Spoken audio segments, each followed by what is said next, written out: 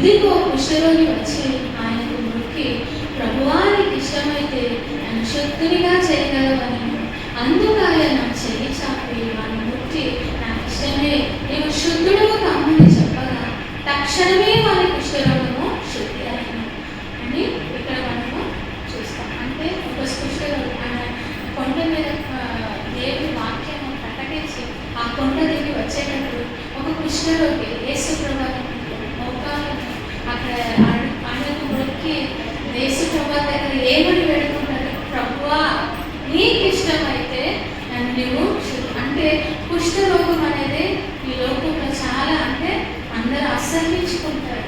ఆ కుష్ఠ వ్యాధి వాళ్ళకి ఎంతో బాధాకరమైనది, కుళ్ళిపోయినది, వాసన కొట్టుతుంది.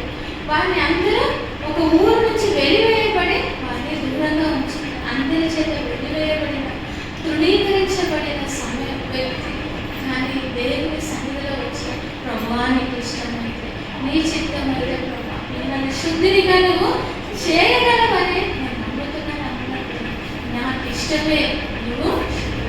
మన జీవితంలో ఎన్నో బోనెపడ్డ మన జీవితంలో ఈ కుష్ఠులాగ పాపము ఎవరు పాపం నుండి నన్ను విడిపించగలుగుతారు, ఎవరి ఇబ్బంది నుండి నన్ను విడిపించగలుగుతారు, ఎవరి ఇరుకు నుండి, ఎవరి సమస్య నుండి, ఎవరికి పోరాటం